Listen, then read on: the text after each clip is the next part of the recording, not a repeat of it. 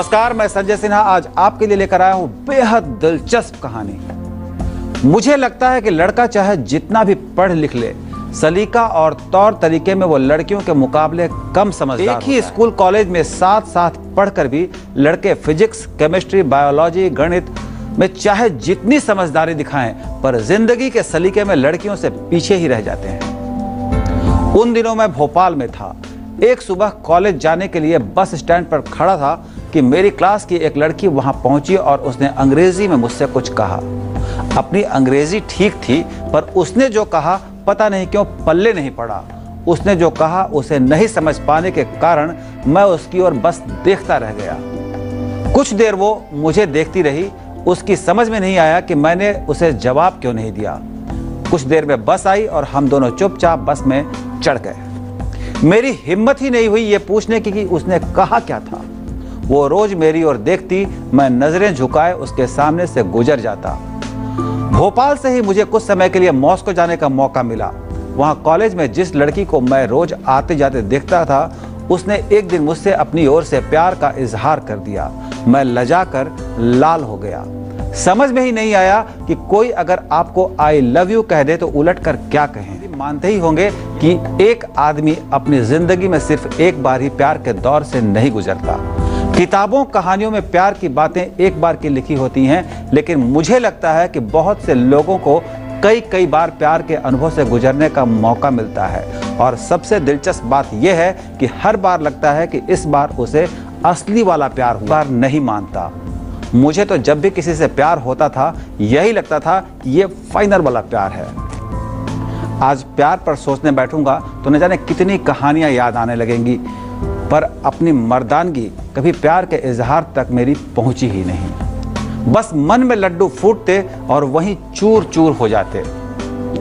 पढ़ने लिखने में ठीक था, पर लड़कियों वाला सलीका नहीं सीख पाया था।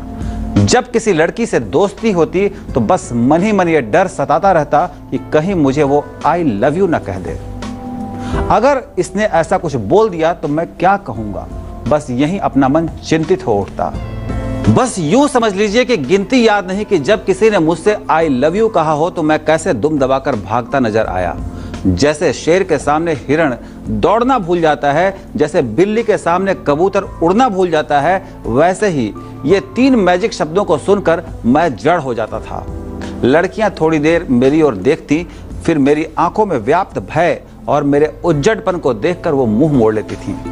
मैं बेचारा मन ही मन खुद को कोसता, पर जब तक इजहारे इश्क नहीं होता तब तक सब कुछ ठीक चलता।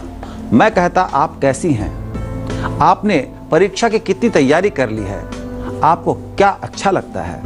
लड़की कहती, आप बहुत अच्छे हैं, आई लव यू। फिर एक गहरी चुप्पी होती और मेरे होश गुम हो जाते। वो तो भला हो एक लड़की का कि मेरी शादी हो गई।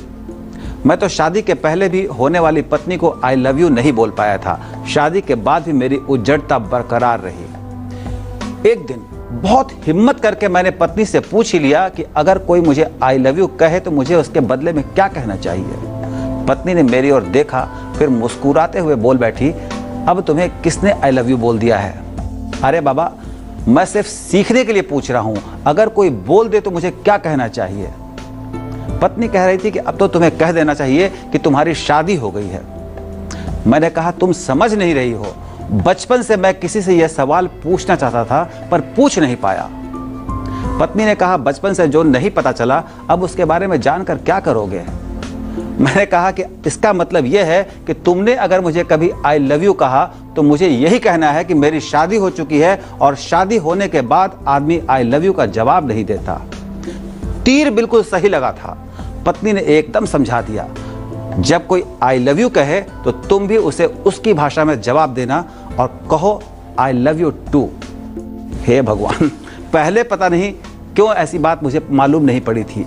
अगर मेरी शादी बहुत पहले ही हो गई होती तो पत्नी ने मुझे बहुत पहले समझा दिया होता। मेरी सारी समस्या का समाधान 3 शब्दों के जवाब को 4 में बदल देने से हो जाता। खैर, शादी के बाद कोई मौका नहीं आया आई लव यू कहने सुनने का, पर जब से मैं आपको यहाँ टीवी पर कहानी सुना रहा हूँ, हजारों लोग मुझसे आई लव यू वाला संदेश भेजते हैं। अब सलीका क्या कहता है? यही ना कि मैं सलीकेदार जवाब दूं? तो सुनिए, आप सब सुनिए, मेरे प्यारे दर्शकों ध्यान से सुनिए, आई लव यू टू। अब सलीका क्या कहता है, यही ना कि मैं सलीकेदार जवाब दूं?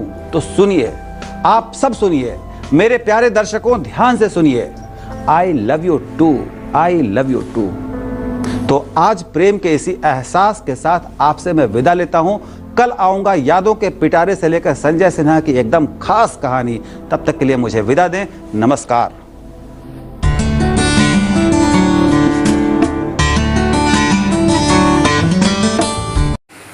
এই চ্যানেলটির প্রতি আপনার আগ্রহ আমাকে আরও উৎসাহিত করবে। ধন্যবাদ।